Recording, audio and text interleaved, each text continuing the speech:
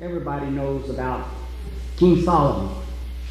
And people who don't even read much about the Bible could tell you that he was a king, a wise man, had, they might say, too many wives or too many women in his life, built a temple and things of that nature. I'd like to look at a little bit more detail about King Solomon. He was a great king. He was the third of the United Kingdom, Saul being the first, his father David the second, and Solomon the third, and then it was divided after him during the reign of Rehoboam. When he came to the kingship, he was blessed because he was the son of King David and Bathsheba. They had one son before that, but God took that child away because of their adulterous relationship. And so Solomon was brought up in a palace. His father was a king. We're not told exactly how old he was when he became the king. Josephus thinks that he was 14. George Robinson, a Bible scholar, thinks that he was maybe 18. I've always sort of guessed 20, but the Bible doesn't say. If he were 14 when he became the king, that means that he died after 40 years reigning at 54. 18, he had been 58. 20, he had been 60. That's pretty young to die. But Solomon was a very industrious, ambitious king. Great prosperity came to the nation of Israel. If it became a nation under David his father, it became a state under Solomon. He reigned for 40 years. His name, I forgot to mention, was Jedediah. That's the name God gave him, which means beloved of the Lord. David gave him another name, and that being Solomon, which is the peaceable, meaning the peaceable one. Well, let's notice something now about his wisdom. He said in his prayer to God that he was just like a child. Now, we don't know if he was exaggerating. He was young, no doubt, and then becoming a king of a nation. He would think of himself maybe as a child. And so he sought wisdom. God said, I'll give you any gift you ask for. That is, that he could give, that would be right. And so Solomon said, I need understanding. I need wisdom to judge this great people. And God said, because you did not ask for long life, or for riches, or for the death of thy enemies, I'm going to give you not only wisdom to judge all of these my people, but also I'm going to give you honor and wealth. And of course God kept those promises. We think about his wisdom. We think about two women who had a problem. No one could help them solve that problem. And so they brought it before the king. They were harlots, according to the Bible. One had a son that was born, and then 3 days later, the other woman had a son born. Well, when the second son was born, during the night, she turned over on the child and smothered it. It died. And she woke up later on, found out her child was dead, so she exchanged that baby with the other woman's child. Took the living child. Well, when the other woman awoke in the morning, going to feed her child, she saw that the child was dead. And she got a better look at it because it was 3 days old. She knew it wasn't her child. And so she woke up the other woman and said, you've taken my child. And back and forth. No, that's my child. No, that's my child. So they went to King David, King Solomon. Solomon heard both of their sides, each one saying, that's mine. Solomon ordered a sword to be brought. He said, now, cut that living child in two. Give one half to this mother and give the other half to that mother. But when he said that, the real mother said, no, don't slay the child. Give the child to this other woman. Solomon said, I know the right woman, and I'm sure everyone else did too. The other woman said, no, cut that baby in two. Neither one of us will have him. Solomon awarded the baby to the rightful mother. And that was one of the stories that was told about his wisdom. Later on, the Queen of Sheba came because she had heard of his great reputation. and that had gone out into other nations. One of the passages speak about his having greater wisdom than the people in the East, even naming some of those wise men. So Queen Sheba, Queen of Sheba, the Queen of the South, Jesus calls her, comes with a great train of spices and gold and gifts for the king. And she comes with questions. And she asked him this question and that question, and Solomon answered every one of them. And then he showed her around Jerusalem. He showed her all the buildings. Now this was over halfway through his reign, because he'd built the temple. He'd already built his house and other houses, other cities in fact.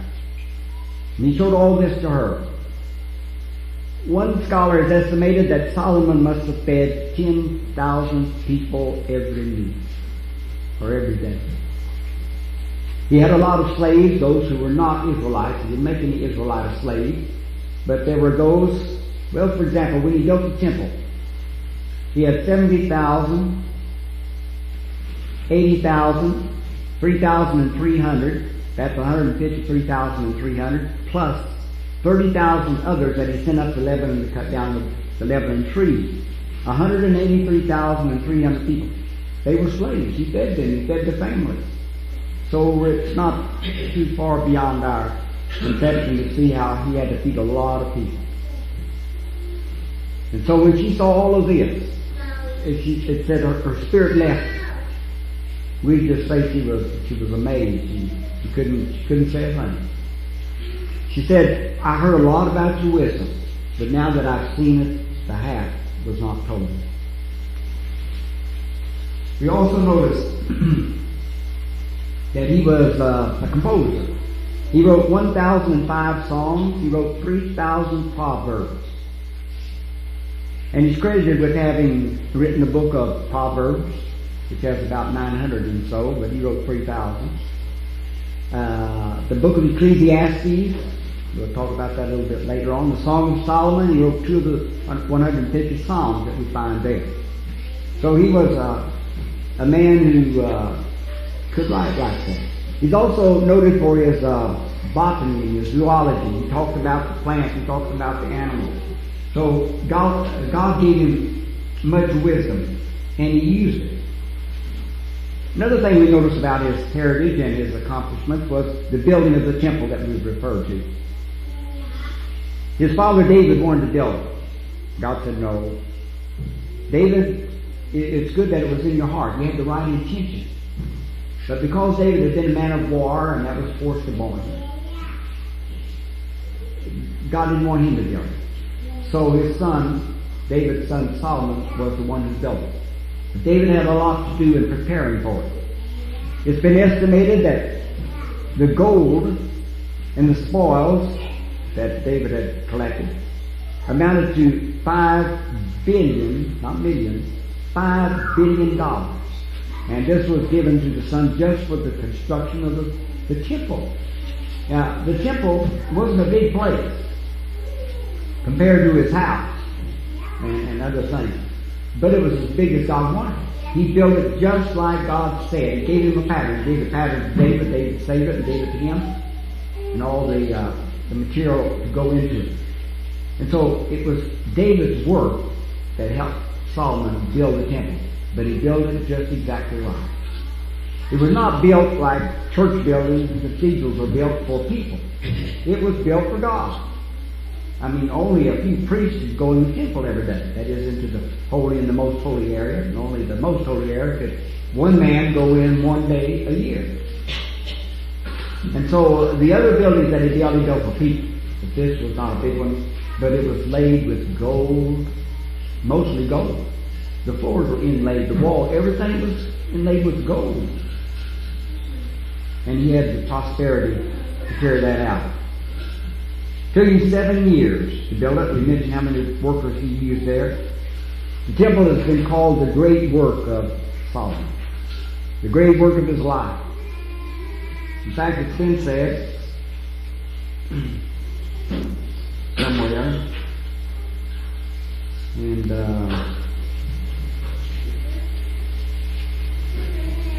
I can't find it.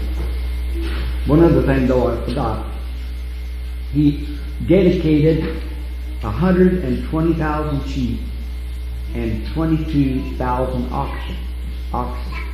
When they had the dedication service, now a lot of this was burnt offering where it was all consumed, nobody could eat it, but the peace offering that was shared with all the people who came. A lot of people were there for 142,000 animals that were offered to God. Then he built his own house. He took 13 years to build his house, just 7 years to build the temple. But he did it like God wanted. But he just had a bigger place to build when he built his own house.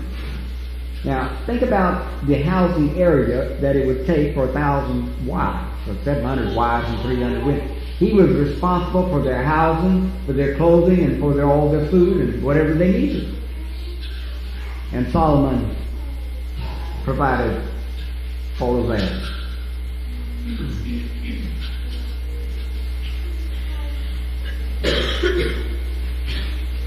It's also mentioned that he built a number of cities, and we mentioned the store city. His reign was 40 years, and he reigned in the area that his father David had restored.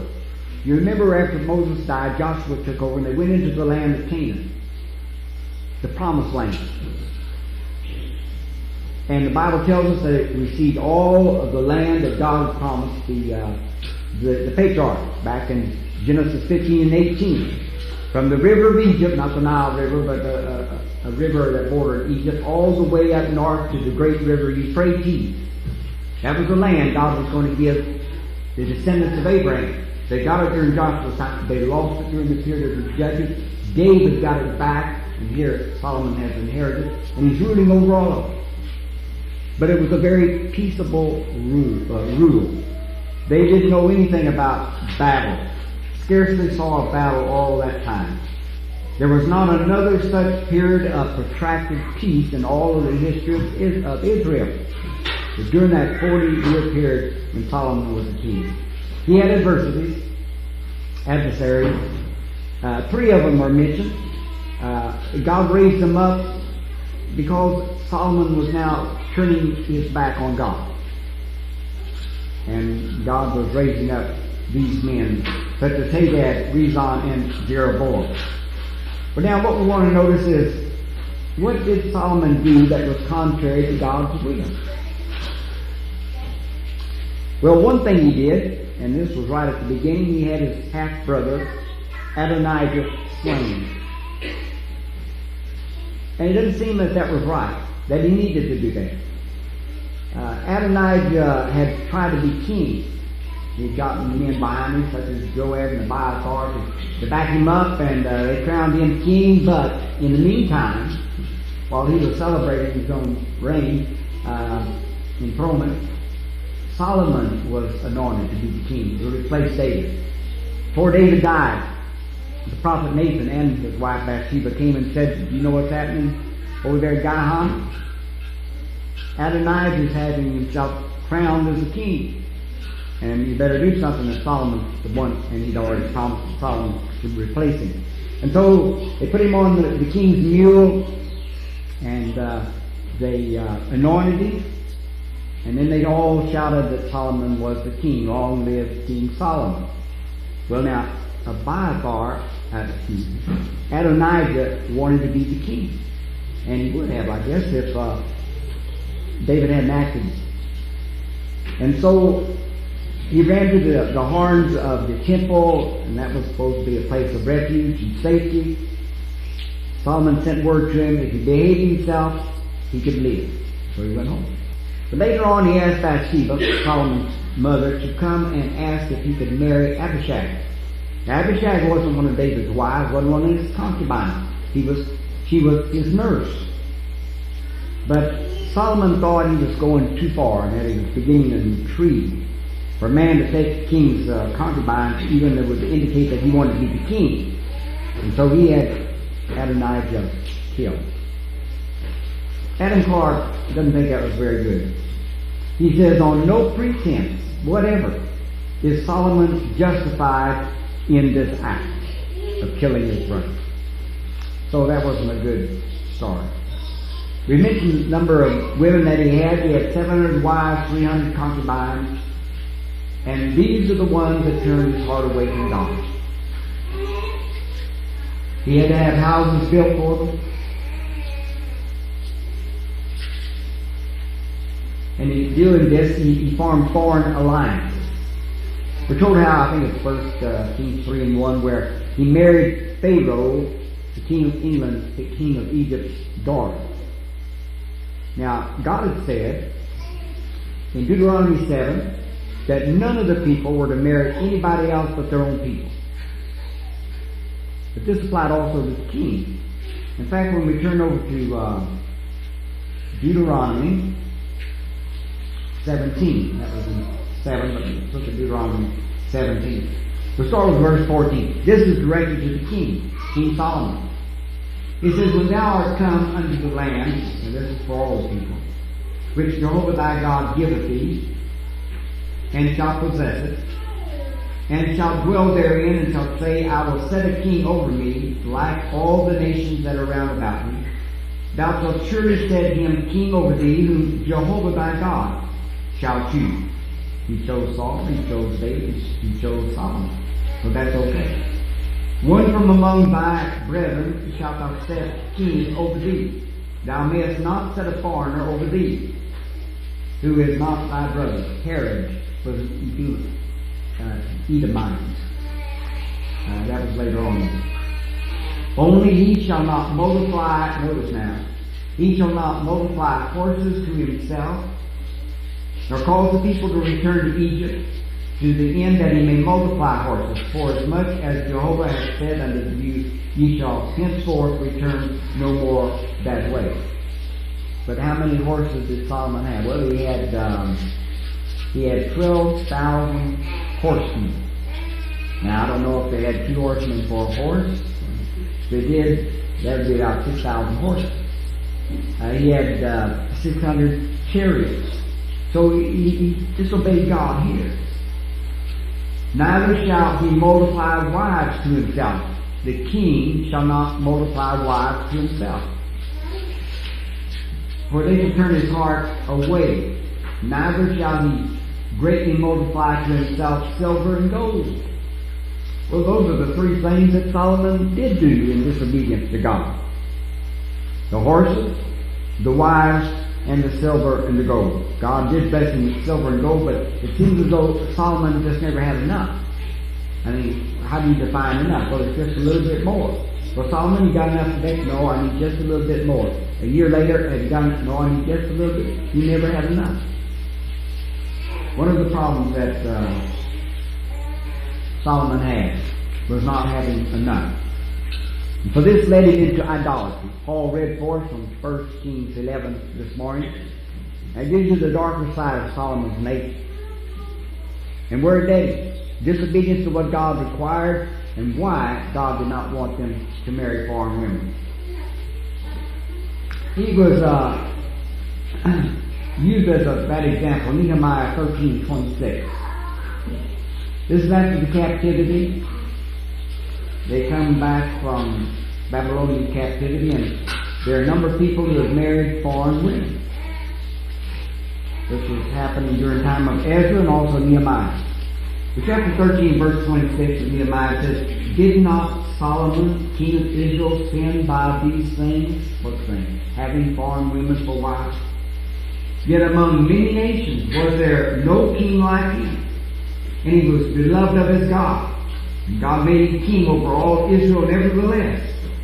Even him did foreign women cause to sin. So he's an example of what one was to avoid when it came to marrying foreign women, and a lot of them. So he had many, and they were all foreign. Let me just remind you some of the verses Paul read this morning. His wives turned away his heart after other gods. His heart was not perfect with Jehovah as his father David was. Solomon did that which was evil in the sight of Jehovah. Jehovah was angry with Solomon because his heart was not right. He kept not that which Jehovah commanded him. Thou hast not kept my covenants, my statutes. I'm going to rend the kingdom from thee. And that's what God did. Well, you say, it sounds like he died an apostate. And that's what it sounds like. But then you say, well, what about Ecclesiastes? Could that have been written by a person who didn't love God? Well, yeah, I think it could have. Let me tell you about Ecclesiastes. It speaks much about the vanity of the creatures.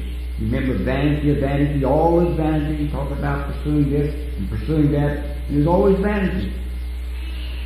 And yet he speaks little about, or nothing about, the vanity or the sin of idolatry. And that was his great sin.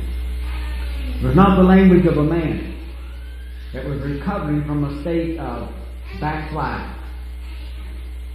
Can you read of any direct confession of sin in the book of Ecclesiastes? Anything like a penitential confession of his father in Psalm 51 after his sins, or the Lamentations of Jeremiah in the book of Lamentations? No. Ecclesiastes was a valuable, or is a valuable, collection of experimental ethics relative to the folly of earthly pursuits and worldly anxiety, and that was a worldly man. I'm sorry to come to the conclusion that it sounds like, though we read where he had apostatized from God, but we don't read about his ever coming back. So the lesson for us today is that if this could happen to Solomon, it could happen to us. What were the effects of Solomon? Let me mention 3 effects of Solomon's life. 1, I think he lost his soul. I'd like to think that he did recover, but I just don't have any biblical evidence for that. He lost his soul. In 1 Chronicles 28 and verse 9. 1 Chronicles 28, verse 9. His father was talking to him. Before he died, David said to Solomon, "And thou, Solomon, my son, know thou the God of thy father, and serve him with a perfect heart." God said he didn't have a perfect heart later. "And with a willing mind, for Jehovah searcheth all hearts, and understandeth all the imaginations of the thoughts. If thou seek him, he will be found of thee. But if thou forsake him, he will cast thee off forever." It sounds like he forsook him and lost his soul. When we turn over to Ecclesiastes 18, verse 21. Not Ecclesiastes, Ezekiel 18. Ezekiel is telling about what can happen if a man who's good turns bad or wicked, and what happens if a wicked man turns right. "But if the wicked turn from all his sins that he has committed and keep all my statutes," this is God talking, "and do that which is lawful and right, he shall surely live, he shall not die. None of the transgressions that he has committed shall be remembered against him. In the righteousness that he has done, he shall live." Now that's hopeful. That's helpful. Regardless of our sins, God says you can turn from the wickedness that you live. Doesn't matter how wicked you live. You come and be my child, obey my gospel, I'll save you from all of those sins. "Have I any pleasure in the death of the wicked, saith the Lord Jehovah, and not rather that he should return from his way and live?" Now notice, he addresses himself to the righteous man like Solomon was at the beginning. "And when the righteous turns away from his righteousness and committeth iniquity, and doeth according to all the abominations that the wicked man doeth, shall he live? None of his righteous deeds that he hath done shall be remembered. In his trespass that he hath trespassed, and in his sin that he hath sinned, in them shall he die." So it's up to the individual. it looks like Solomon, with all the good works that he accomplished at the beginning, turned from him. And in turning away himself, he turned many people away. He led people away from God. A passage I need to read is in 2 Chronicles 12 and 1. Here he's talking to, and let's find my place for it.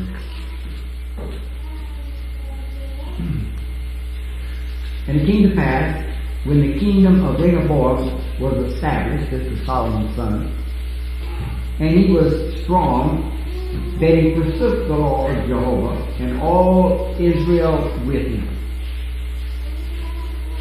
Now, we're told exactly what happened to Solomon's son Rehoboam. When he turned away from God, all Israel turned away with him.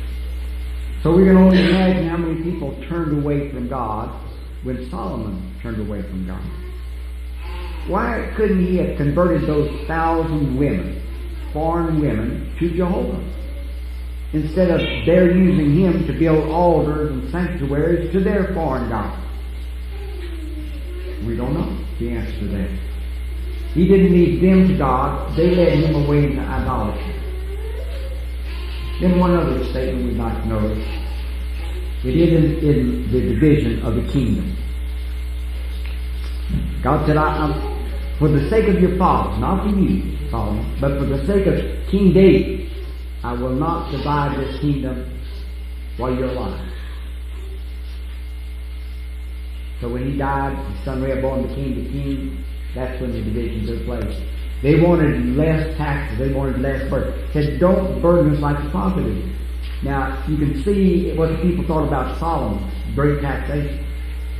He taxed them, and he burdened them to build all of these mammoth buildings and all of the things that he wanted, and ornamented with gold and silver and all of that, precious stones.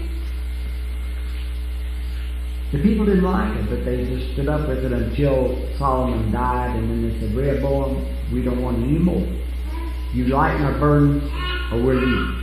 He would not lighten the burdens. He left, and that's when the kingdom was divided. 10 tribes pulled away. That left mainly Judah and Benjamin, but primarily it was just Judah. That was the tribe of David. And that was the kingdom that God said will last forever. Even though I'm going to punish you if you don't do my will like you did in the case of Solomon.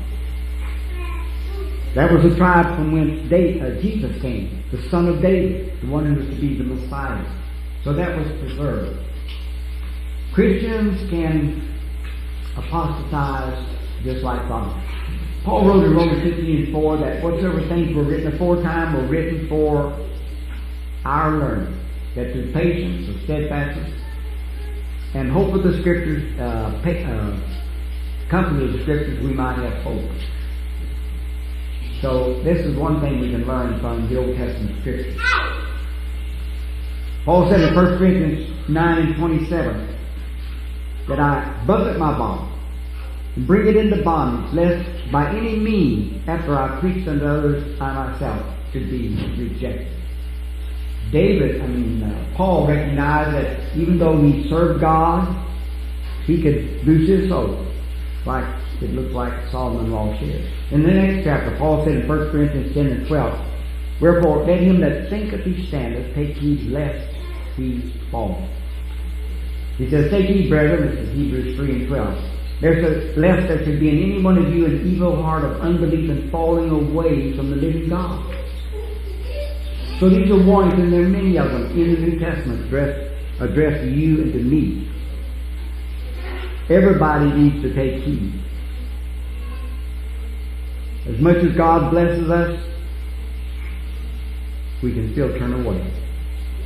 But we can always come back.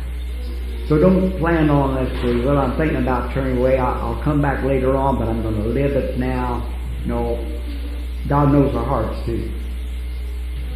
What we need to do is persevere, steadfast, patient, serve God, live for Him, obey. We have a song of invitation. We want to sing this for anyone who has not put Christ on in baptism. As many of you who are baptized into Christ did put on Christ, Galatians 3:22. For any who may have, like Solomon, departed from the way, turned their backs upon God, upon His people, upon the church, come back. God says, I have open arms for you. I want to forgive. I don't have any place in the death of sinners. I want everyone to live and come to heaven. If you're subject to the gospel, won't you come together we stand and sing?